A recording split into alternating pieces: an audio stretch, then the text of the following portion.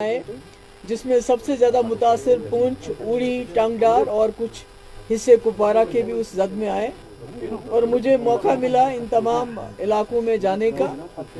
और मैंने first hand देखा कि जब इस किस्म के आपस में ताल्लुकात इतने ख़राब हो जाते हैं कि जंग की नौबत आती है तो आम लोगों पे क्या गुजरती है, जो हमारे बॉर्डर पे लोग रहते हैं उन पे क्या गुजरती है, किस तरह घरों के घर बर्बाद हो गए हैं। ज़िंदगी भर की जो कमाई होती है वो बेचारे लोग जमा करके मकान बनाते हैं, मकान तबाह, और उसके बाद फैमिलीज उजड़ गई हैं, बच्चे।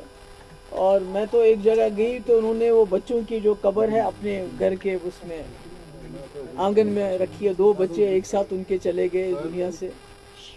तो मैं आज ही इसलिए मजबूर हो गई आप सबके साथ बात करने के लिए कि मैं जहाँ भी गई अभी तक, मतलब शेल्टर तो बहुत दूर है, अभी तक कई लोग ऐसे हैं जो खुले आसमान के नीचे सोते हैं, उनको टेंट भी नहीं मिला है अभी तक।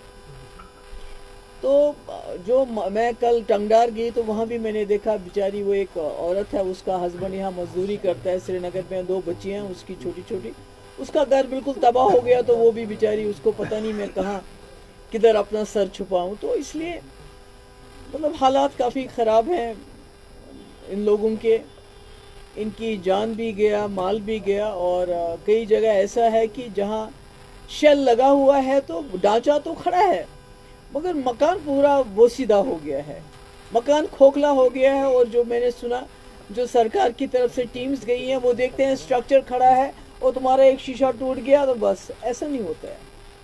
जब किसी मकान पे शेल लग गया हो तो वो मकान पूरा हिल जाता है, उसकी पूरी बर्बादी हो गई है। तो इसलिए मेरी सबसे पहले गुजारिश तो ये है कि ये जितने भी एरियाज़ हैं इनको वॉर इम्पैक्टेड जोन्स डिक्लेयर किया जाए, ताकि इसमें वॉर फुटिंग पे इनका रिहेबिलिटेशन का काम शुरू हो जाए। मकानों के लिए कम से कम 50 लाख रुपए दिया जाना चाहिए। आज आप जानते हैं कि 1 लाख रुपए में दरवाज़ा भी नहीं बनता है। तो ये मेरी गुजारिश है।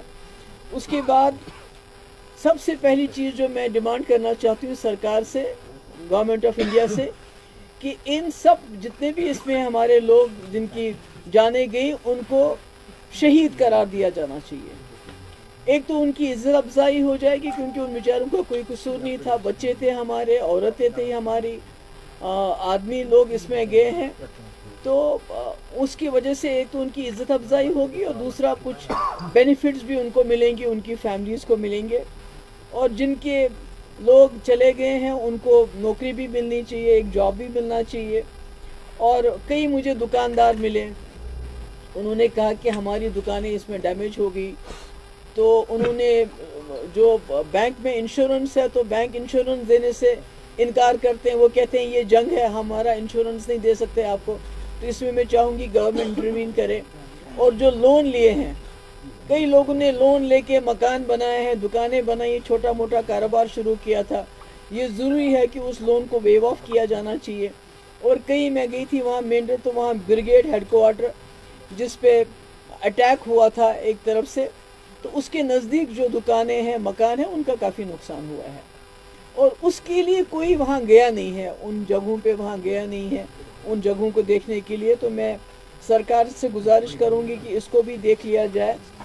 और पुंछ की मैं ख़ास तौर से बात करूँगी कि पुंछ में अगर हमारे पास अस्पताल में ट्रॉमा सेंटर होता, हमारी जो वहाँ एम्बुलेंस है उसमें वेंटिलेटर होता, तो शायद कई जाने पुंछ में बच सकती थी, जो जाने वहाँ उस वजह से गई। तो मेरी गुजारिश है गवर्नमेंट से कि हमारे पास हर जगह जो है मेडिकल कॉलेज है, तो पुंछ का भी वो होना चाहिए ताकि वहाँ जो हेल्थ फैसिलिटीज़ को इम्प्रूव किया जाए।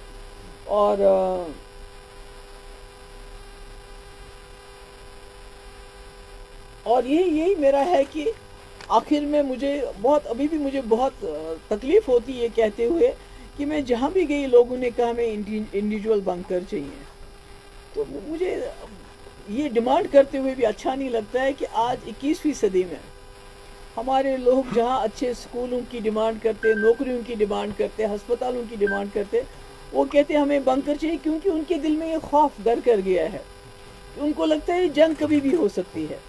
तो हम हर वक्त जंग की हालत में अपने लोगों को रखना चाहते हैं। मुझे लगता है ये मरकज़ी सरकार को सोचना पड़ेगा कि क्या हमारे लोग हमेशा इस जहन में रहें कि कब गोला आए और कब हमें बंकर में जाने का मौका मिले। तो मेरी गुजारिश है यहाँ की सरकार से भी और मरकज़ी सरकार से भी, इमीडिएटली मदद कर लीजिए। कुछ लोग ऐसे हैं जिनके घर में कोई नहीं है, उनको मकान बना के भी देने पड़े, आपको मकान बना के दीजिए। और इस वक्त जहाँ भी इस वक्त ये हुआ है, वहाँ गवर्नमेंट की टीमें जाके देखनी चाहिए। जिनके सर पे छत नहीं है तो कुछ तो करो उनके लिए। तो मेरी ये, इसीलिए मैंने आप सबको बुलाया था कि अभी तक मैं जहाँ भी गई तो अभी तक मदद कोई पहुँची नहीं है किसी के पास। Ma'am, you recently visited all those places जो इफेक्टेड हैं, काफ़ी नुकसान भी आपने देखा, तो what do you want to tell those people who are advocating for war over the time? I can say them कि आप बीवी बच्चे लेके थोड़ी देर टंगडार के बॉर्डर में रहो, अरसपोरा में रहो, पुंछ के बॉर्डर पे रहो, वहाँ जो अपने बीवी बच्चे लेके रहो और उसके बाद एडवोकेट करो वॉर के लिए। तो फिर कोई बात बनेगी ताकि वो भी देखें कि वॉर होती क्या है। जिनको अपने आंगन में 2-2 बच्चे दफनाने पड़े, उनको समझ आनी चाहिए war is solution to nothing.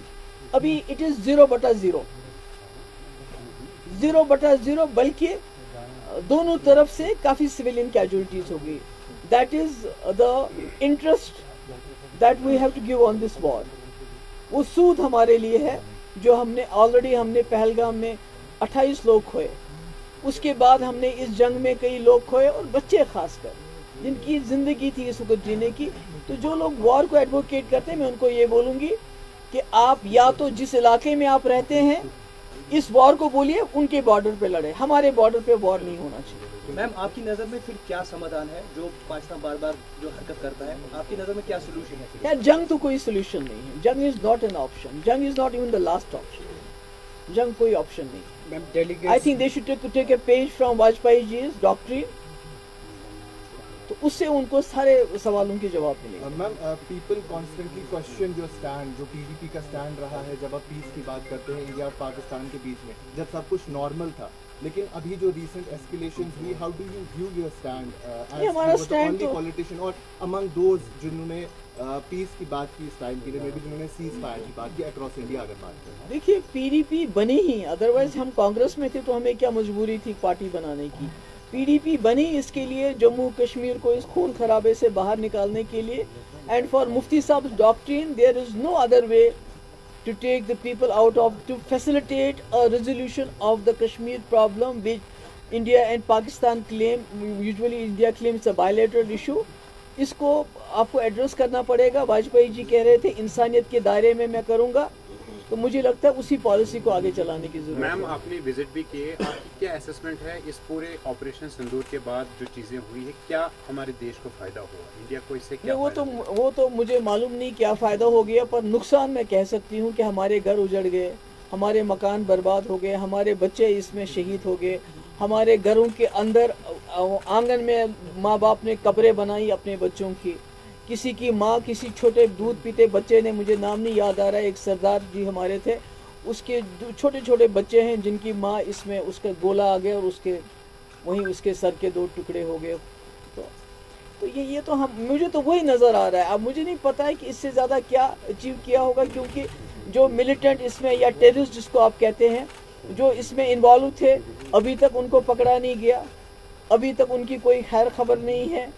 तो पाकिस्तान में भी अगर आप देखते हैं कि आप जैसे हमारे एक्सटर्नल अफेयर मिनिस्टर ने बताया कि मैंने पाकिस्तान को पहले ही वार्न किया था, तो इसका मतलब है जब आप वार्न करते हैं उनको, तो इसका मतलब है जो आप कहते हैं कि हमने टेररिस्ट कैंप्स पे अटैक किया, तो वो भी उनको भी मिल गया होगा मौका वहाँ से भागने का। तो मुझे नहीं मालूम, कि मेरे लिए तो ये 0/0 है। मैडम, आपने एक्सटर्नल अफेयर मिनिस्टर जयशंकर जी का नाम लिया, अभी उन्होंने पहले ही पाकिस्तान को इन्फॉर्म किया था रिगार्डिंग अटैक ऑन टेररिस्ट। फिर वहाँ से राहुल गांधी ने उन पर बयान पे निशाना बनाया, पता इट्स वेरी अनफॉर्चुनेट, हमें ये पता है कि कितने जेट्स हमारे नुकसान हो गए। वहाँ से बीजेपी का कहना है ये Rahul ji pro Pakistan language use कर रहे हैं। अनफॉर्चुनेटली आजकल के वक्त में जब भी आप कोई सवाल करते हो तो उसको बहुत जल्दी एंटी नेशनल का जामा पहनाया जाता है। तो India is a great country, India is the nation, BJP is not the nation. तो इसलिए बीजेपी से सवाल करना, बीजेपी सरकार से सवाल करना मैं नहीं समझती ये कोई एंटी नेशनल बात है या कोई ये प्रो पाकिस्तानी बात है.